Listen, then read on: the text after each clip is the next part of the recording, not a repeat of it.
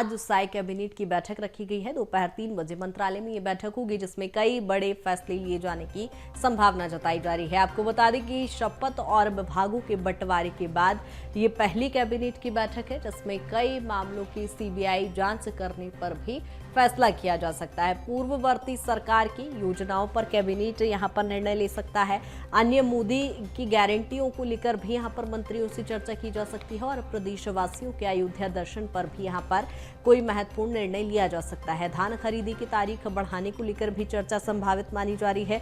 आज चूंकि कैबिनेट की ये पहली बैठक रखी गई है, मंत्रिमंडल के विभागों के बंटवारे के बाद ये पहली बैठक रखी गई है। साय कैबिनेट दोपहर 3 बजे होगी, जिसमें मंत्रालय में ये बैठक होगी। सभी मंत्रियों से कई महत्वपूर्ण विषयों को लेकर चर्चा की जाएगी। धान खरीदी की तारीख बढ़ाने को लेकर चर्चा की जाएगी। राम मंदिर प्राण प्रतिष्ठा को लेकर तैयारियों को लेकर चर्चा की जाएगी और कई ऐसे विषय जिसको लेकर सीबीआई जांच करने को लेकर भी फैसला हो सकता है। प्रदेशवासियों के अयोध्या दर्शन को लेकर भी कोई महत्वपूर्ण फैसला लिया जा सकता है, क्योंकि पहली कैबिनेट की ये बैठक है और ऐसे में धान खरीदी की तारीख जैसे कई ऐसे विषय हैं जिसको लेकर ये बैठक महत्वपूर्ण मानी जा रही है। ज्यादा जानकारी के साथ रायपुर से दामिनी हमारे साथ जुड़ गई हैं। दामिनी, आज साय कैबिनेट की बैठक है, क्या कुछ जानकारी, कौन से बिंदुओं पर चर्चा हो सकती है?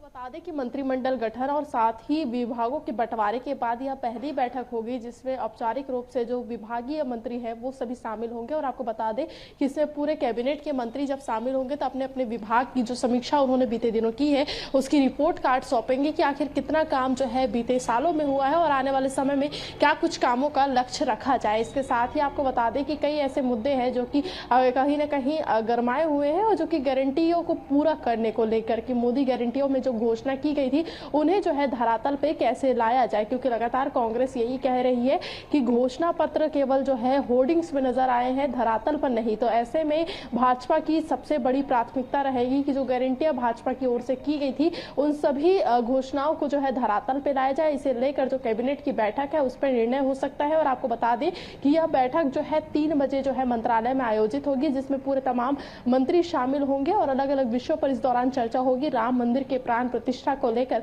जो रणनीति यहाँ पे छत्तीसगढ़ को ले जाने के जो जनता है उनको ले जाने के लिए बनाई जा रही है उसको लेकर जो चर्चा है वो हो सकती है। इसके साथ ही जो धान खरीदी की तारीखें हैं वो समाप्त हो चुकी है, तो ऐसे में तारीखों को और बढ़ाया जाने को लेकर भी चर्चा इस बैठक में हो सकता है। इसके अलावा अगर हम बात करते हैं महतारी वंदन योजना समेत तमाम जो घोषणाएं पत्र में जो गारंटियां दी गई थी उन गारंटियों पर जो चर्चा है आज हो सकती है कि किस प्रकार से 18 लाख घरों को बनाया जाए, क्या कुछ आने वाले समय में रणनीति बनाई जाए। तो इस प्रकार से तमाम जो एक तरह से चर्चा है वो हो सकती है। और छत्तीसगढ़ में बीते 5 सालों से जो है कहीं ना कहीं यहाँ पर सीबीआई की जांच जो है प्रतिबंधित है। राज्य सरकार के आदेश के बाद ही यहाँ पर सीबीआई जांच हो सकती है। तो ऐसे में इस कैबिनेट की बैठक में जो है सीबीआई के जांच को लेकर भी फैसले आने की संभावनाएं जताई जा रही है, क्योंकि लगातार यहाँ पर पीएससी के मामले में जो खुद भाजपा है वो सीबीआई जांच की मांग कर रही थी, उसके बाद अब सत्ता में आ चुकी है।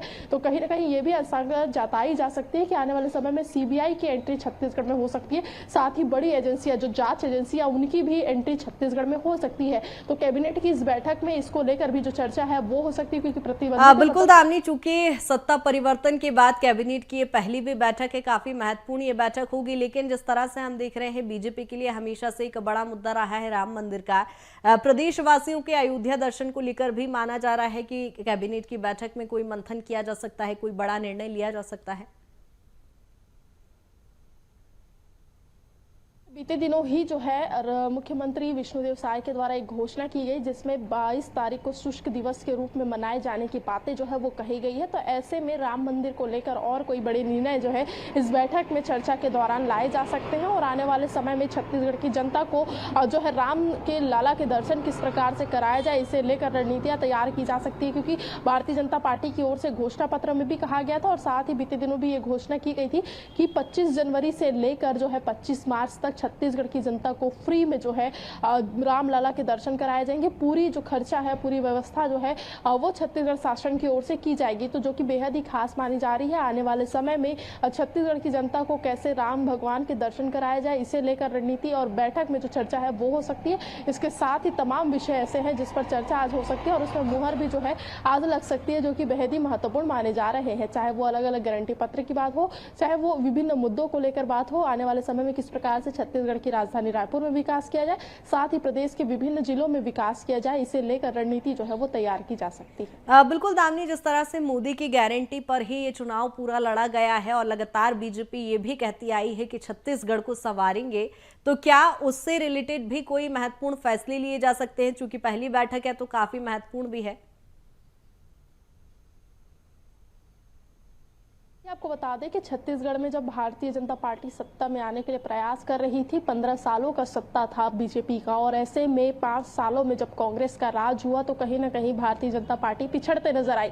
और ऐसे में यहाँ पर छत्तीसगढ़ में जीत हासिल करने के लिए पूरे केंद्रीय दिग्गजों ने जो है कमान संभाली हुई थी और यहाँ पर छत्तीसगढ़ में चुनाव उन्होंने जिता कर दिया है।